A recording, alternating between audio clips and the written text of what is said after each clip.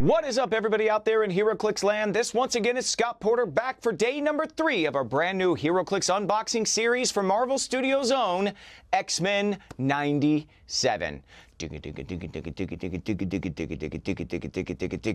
know, you get so hyped when you hear that. It's like, oh, that drum beat's starting to come in, and then the guitars come in.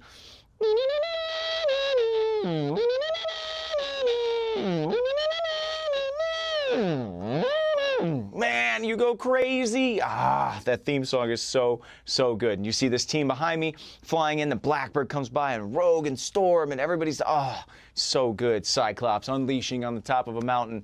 Name a better intro for a cartoon, man. X-Men 97 has one of the all-time greats. So does the HeroClix version of X-Men 97.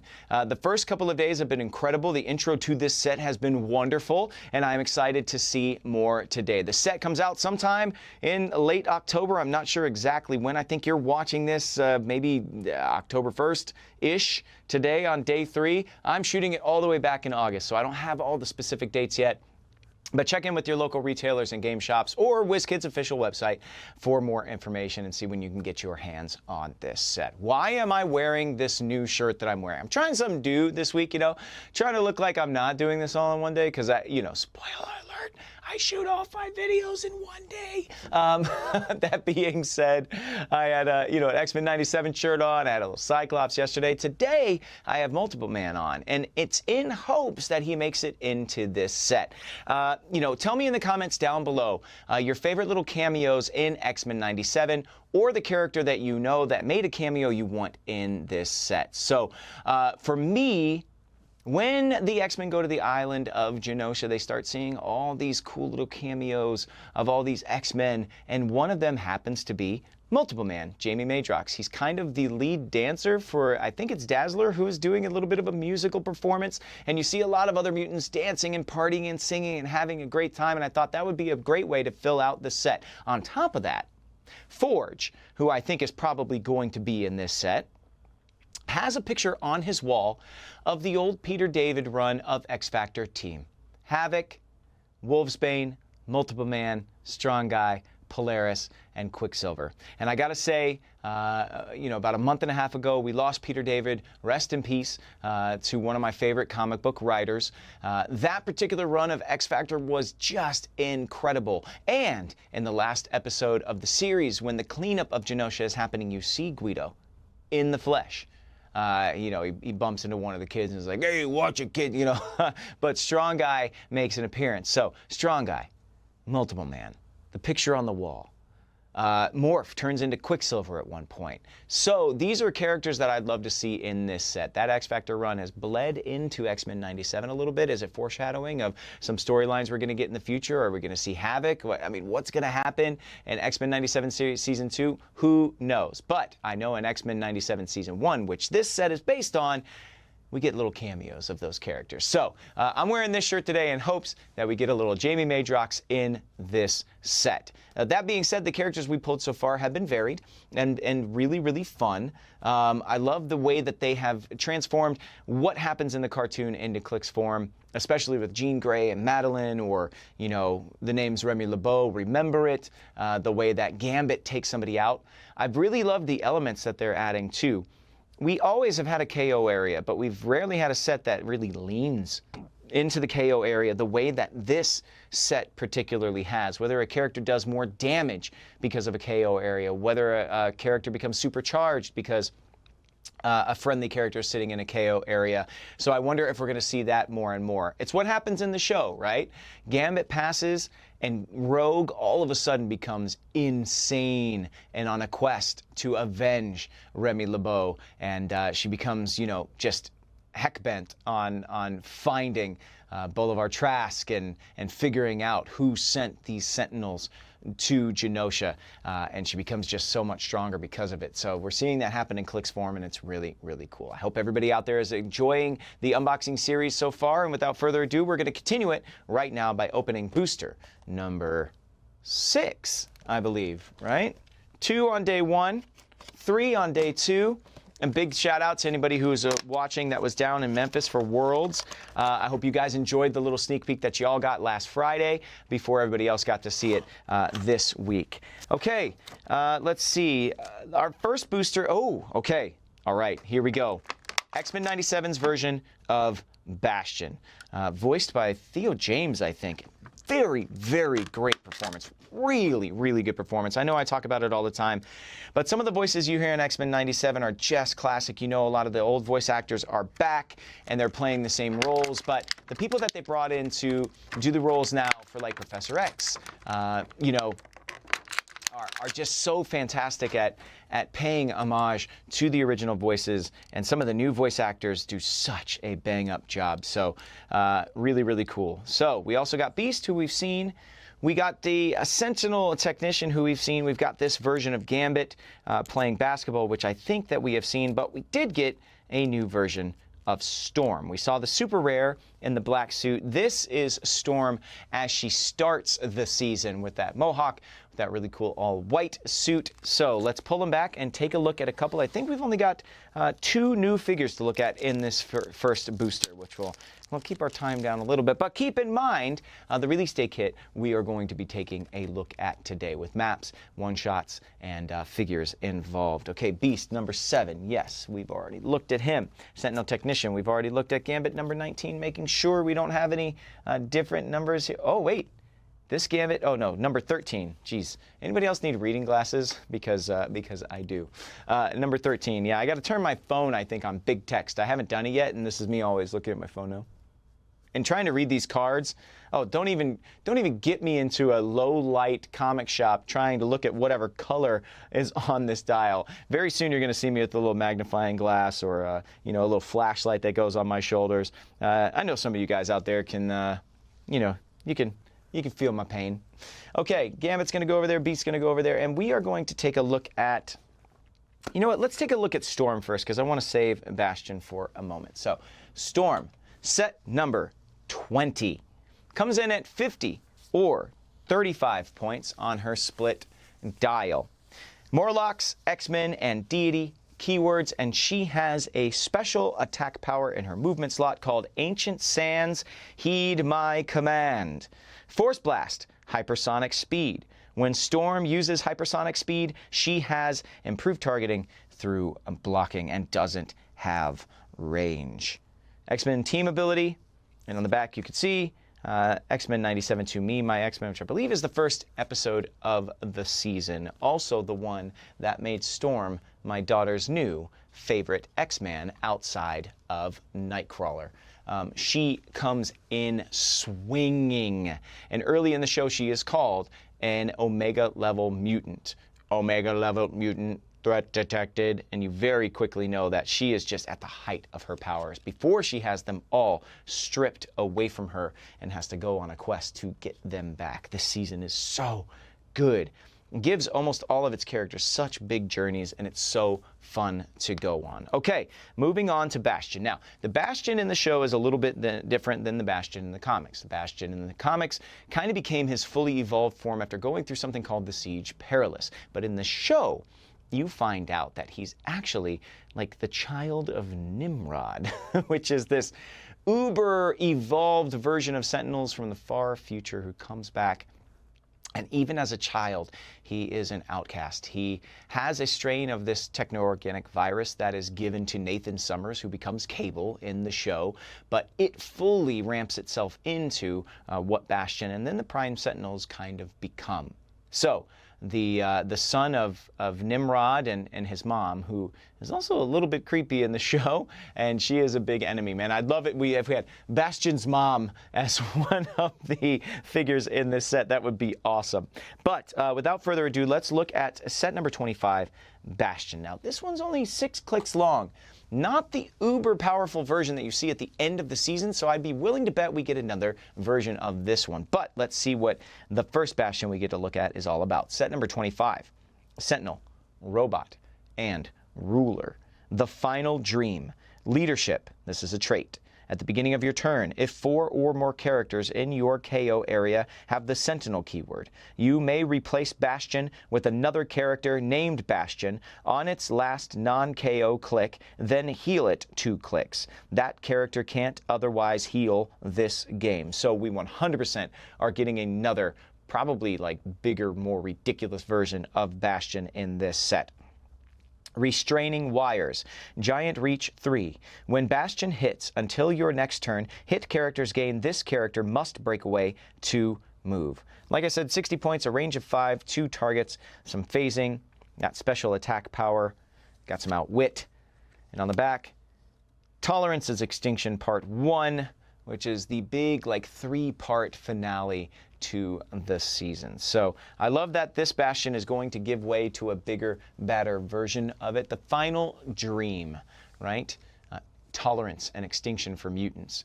Basically building the future on the backs of mutants, enslaving them and making them build this future utopia for humanity and techno-humanity. Basically, the Prime Sentinels, the techno-human version that Bastion is creating, will eventually replace regular humanity like we replaced the Neanderthals, is what they talk about a lot in this season. So Bastion, man, he is, man, when he first makes his appearance, it is so, so cool. And at a certain point in the season, humanity finds out that Professor X, who they've thought to be long dead, is not actually dead, as he returns from space, from, you know, spending time in the Shi'ar Empire. Bastion sees this on TV, and for a couple of episodes, you have thought that Magneto is dead, that he perished in the island of Genosha. And Bastion says, well, well, well, the mutants have been keeping a little secret from everyone. So have I. So have I. And then he turns around and he's got Magneto restrained. Oh, super creepy scene follows. Oh, it's so good. Oh, Theo James, fantastic job as Bastion this season. Okay, all right, moving into our next booster number 7 for the X-Men 97 unboxing series. And we are flying right along today. Okay, let's see. Oh, yes! Okay, we got my daughter's favorite X-Man outside of Storm, Nightcrawler, has made his appearance, our little blue elf here, son of Mystique in the world of the animated show. Let's see, we have a Wolverine, and I don't know that we've seen this Wolverine yet, set number 17. I love it. He's got his mask pulled back, and when you see him on the spinner, you'll see his mask actually down behind him. We have a super rare, our first one, and this is Marvel Girl, as Jean takes this old persona again towards the end of Season 1 of X-Men 97. We have a Prime Sentinel, which I think, oh wait, no, this is a different one than we've seen. This one has a white suit. The one we saw earlier, more of a politician, has a blue suit on. And then we see Magneto. This is set number 1, who we have already taken a look at. So 4 figures here to take a look at right now. Very excited to be getting 4 brand new cards to share with y'all. Okay, Magneto.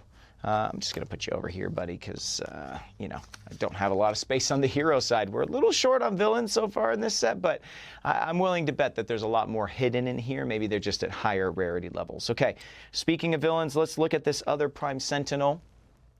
Different than the one we saw on the first day. Prime Sentinel, Sentinel, and Robot. Set number 8 comes in at 50 or 15 points.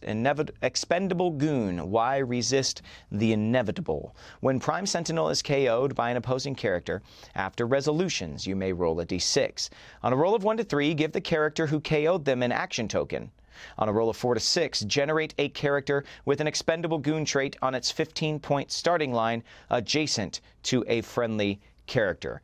This particular Prime Sentinel has a full dial of sidestep, has some super strength, some close combat experts, so this one is getting in close and causing some pain. The other Prime Sentinel that we got, when it would make its die roll, you would actually take a click of unavoidable damage. So this one's giving tokens, the other one gives damage. Man, it is going to be really tricky to clear the board of all these Prime Sentinels if you are playing against them. That is pretty rough, but that is the way it is in the cartoon. I mean, you slice these things in half, they get up and put their bodies back together, and they're back in the fight in a moment. The X-Men really seem like they don't stand a chance for quite some time in the cartoon. Okay, let's take a look at Wolverine next. This Wolverine is set number 17. Alpha Flight. Oh yes! Weapon X, X-Men, Brute, and Soldier. Adamantium Claws. Blades, Claws, Fangs. This is a special attack power. When Wolverine hits, hit characters can't heal until your next turn. And he has 3 clicks of healing there, or regeneration, sorry, at the end of his dial. So not as hard to kill as some other Wolverines. You see on the back here, to me, my X-Men is the appearance here. And there's a lot of times that Wolverine is out of his costume, has his mask off, and I just love the fact that his hair always holds the same shape as the ears on his mask. Very well done. Okay, that's the second Wolverine we've looked at in this unboxing series. I wouldn't be surprised if we see some other ones. You know, I've talked about the way that they really do big moments for each and every character. We talk about Bishop's big attack. We talk about Storm's big attack. One of the coolest ones in the show is when Gambit rides on the back of Wolverine, supercharges his claws, and then sends him into the old Master Mold, which fully blows the thing up. He basically kinetically charges the adamantium skeleton of Wolverine, who can withstand the explosion because of his healing factor. Such a cool moment. I wonder if we're going to see something like that in this set. That would be really, really neat. Okay, Nightcrawler. This isn't the one that we saw on the back of the box, so still guessing that that's going to be a chase, but let's take a look at our non-chase version of our little blue friend here. Nightcrawler, X-Men, martial artist, and politician. I wish they had priest as a keyword because he definitely fills that role on the show. Comes in at 55 points. Bamf. When a Nightcrawler moves, or when Nightcrawler moves after resolutions, you may generate a Bamf marker in a square he moved through, then remove any of his other Bamf markers from the map. When Nightcrawler is missed by an opposing attack, you may immediately place him in a square with a Bamf marker. Very cool. Okay, over here, hypersonic speed and stealth for that special movement power. When Nightcrawler moves after resolutions, generate a Bamf marker in a square he moved through, then remove any of the other Bamf markers. So only when he's missed by the attack can he Bamf to and fro. Still, has hypersonic speed, has 3 damage, has 19 defense with super senses. 19s don't hold like they used to, but it's still a pretty high number to have on a dial. Well done. When we all dressed up as the X-Men, my family, for Halloween, which I mentioned in one of the other videos, my daughter had little, you know, puffy signs that said Bamf on them, and she could hold them up and she would Bamf and teleport around. It was so cool. My wife spares no detail when she's creating Halloween costumes, and since we're in October, I figured I'd talk about them. You can see pictures on my Instagram. Okay, let's move to our super rare of the day. This is Marvel Girl. I love this sculpt. There's a lot of astral projection that Jean Grey does in this series. A lot of times where she's not physically where her team is, but she comes and influences the battle. I mean, she is the most powerful X-Man in X-Men 97 for the most part, period. Like, when things are really bad, who has to show up and save the day? A lot of times, it's Jean. And I love that they're doing this kind of like pieces of her in this astral form. She also... very often you can see her donning this form actually in like mental battles or conversations that she's having. So Marvel Girl, Phoenix Force, X-Men, Cosmic, and Ruler. Madeline fights with me today. Mind control. Free. Place a standard terrain marker within range and line of fire into another square within range and line of fire. World-class telekinetic is a special attack power. Telekinesis. Range. Choose a terrain marker within range and line of fire. Marvel Girl uses Quake as free, as if she occupied its squares. So that's cool how those work together, right? Place a standard terrain marker within range and line of fire into another square within range and line of fire for Madeline fights with me today, and then you Quake from it for free. Very, very cool. Both of them being free actions. She has some telekinesis, a range of 5, 11 attack. That special defense power is on the back of the card, and it is called Mental Manipulations. Barrier, super senses. Opposing characters adjacent to terrain generated or placed by Marvel Girl since the beginning of your last turn must roll for breakaway as if they were adjacent to her. Very cool. I love the synergy between these two traits and this, these trait and these two special powers. Very, very cool. You're placing standard terrain markers within her range of line of fire into another square. You're quaking from it, and then they can't get away from it unless they have to break away. Really, really cool. I love the synergy of how all three of those work together. Madeline fights with me today is another quote from the show. I know a couple of days ago you shared with me what your favorite quotes from the show are, and that is another really, really cool one. Man, the writers just got this whole season spot on. Such money. Big a round of applause to them. All right, a little bit of a drink, and then we'll go into the release day kit.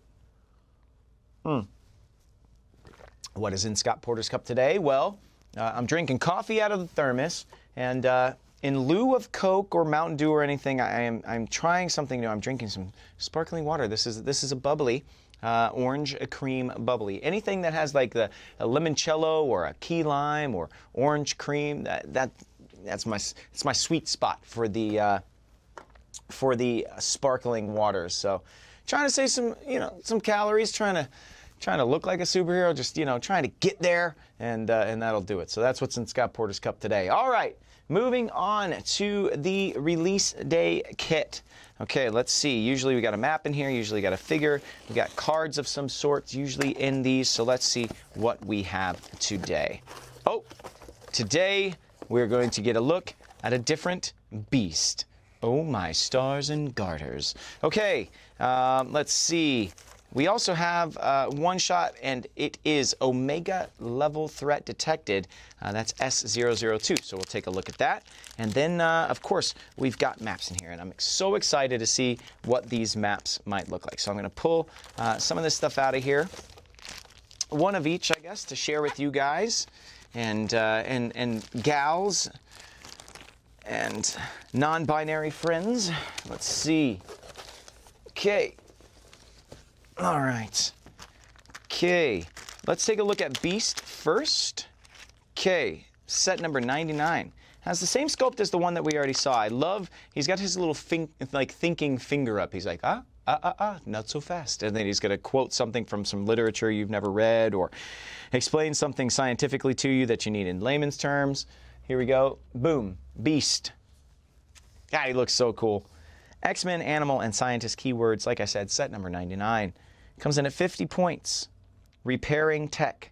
Generate an equipment from any KO area. You may equip it to Beast or an adjacent friendly character. What is the sound of one hand clapping? Yes! Oh God, another great quote from the show. Charge and Flurry. When Beast uses Flurry and hits with the first attack, he may note the target's printed damage value before he deals damage. If he does, he replaces his damage value with the noted value when he makes the second attack. Oh, this is such a Beast thing to do, and such a way to write it. It's almost as if it's written by Beast. I'm going to note your damage now, and then utilize it against you in the next attack. That is so cool. He has that for his first 3 clicks. It's a special movement power. Remember, it also comes with Charge and Flurry, so he's doing that mid-flurry. That is so cool. Look at the back. No other special powers or abilities. X-Men 97 Tolerance is Extinction Part 2. Now, that is from a very specific moment in the show. What is the sound of one hand clapping? I think it's an old Buddhist proverb. I'm actually 100% sure because I've heard this thing over time. It's like an unanswerable question, right? What is the sound of one hand clapping? But it's meant to make you focus, visualize all these different things. Beast does not use it in a moment of meditation, though. Beast uses it in the middle of beating a sentinel's butt with its own arm. It's such a fun moment in the show. He picks up an arm that has been detached from a sentinel and he swings it at its body and he goes, what is the sound of one hand clapping? And because he only has one arm, and then he wham just takes out this sentinel. Such a cool moment in the show. Man, they are capturing such big moments, and it's a testament to the show that there are so many quotable moments in only a 10 episode, half-hour long episode run. I mean, that is such a cool thing to have that many quotes. Okay, we'll look at this map next.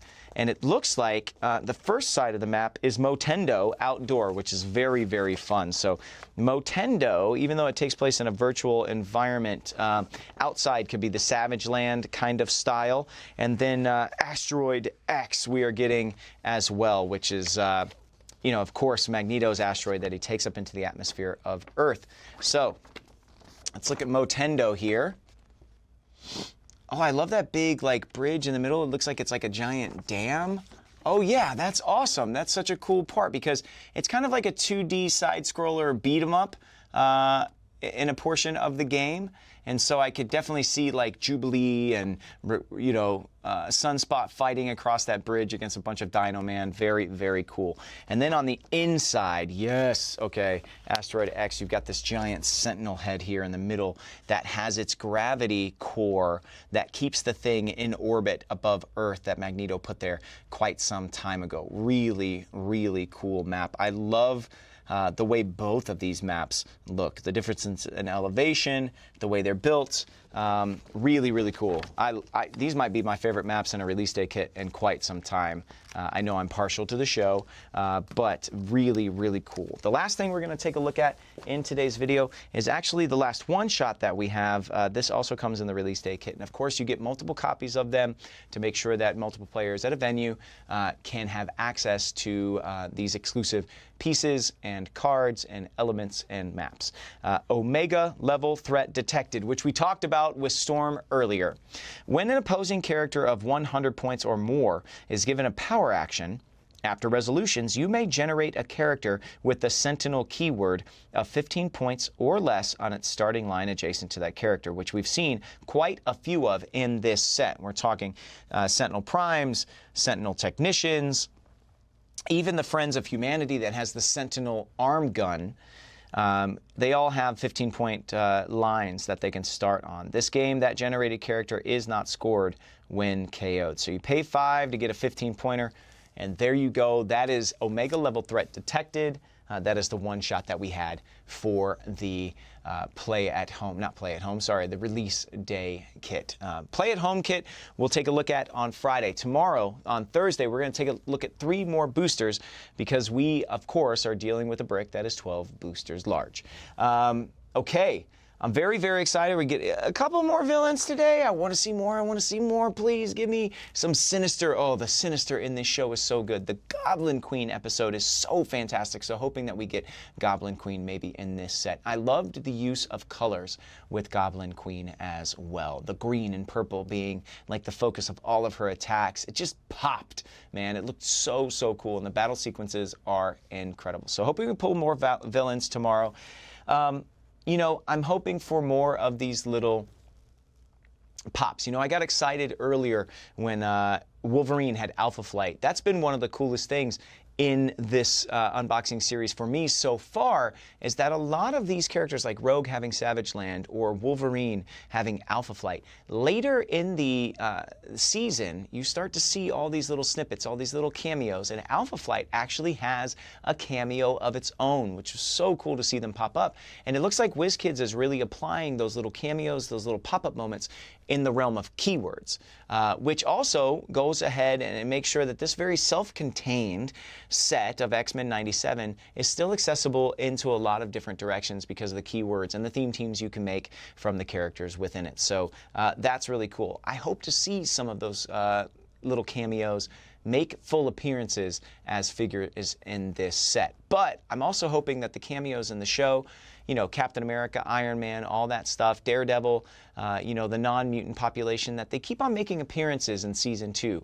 We see Mr. Fantastic. Morph turns into Mr. Fantastic at a certain point. That's also a really cool nod. These are all these little Easter eggs and stuff that, you know, maybe in the second season we'll see this universe expand and see even more of those heroes. But I want the mutants that we saw in very brief amounts to exist in HeroClix form. So I am hoping tomorrow that, you know, we can continue down this hope and dream. It's not Xavier's dream, it's my dream to see more mutants in this set. Let me know down below in the comments who you're hoping I will pull over these next couple of days, what your favorite appearance in X-Men 97 was, and who you're hoping to take Clix form or take up a slot in this set. That being said, Set releases at some point in October. I think it's October 1st today. By the time you're watching this. So at some point this month, check in with WizKids on their official website or your local comic shops or gaming stores to see when pre-releases and the official release happen. I'm here on Team Early, delivering all the sneak peeks and hypey goodness of X-Men 97 to you way early, and I have some people to thank for that. That's you, the viewing audience. That's Joe back there on the ones and twos here at HyperRPG, and of course WizKids for continuing to allow me to do this for over a decade now. I am so infinitely grateful for the opportunity to be a part of this community and be in your living rooms or on your phones at work or wherever you're watching this right now, talking HeroClix. It makes me feel connected to y'all, and I love this game and I love the community. I love all y'all out there. I'll see you tomorrow for day number 4, and until I do, may all your rolls be critical hits.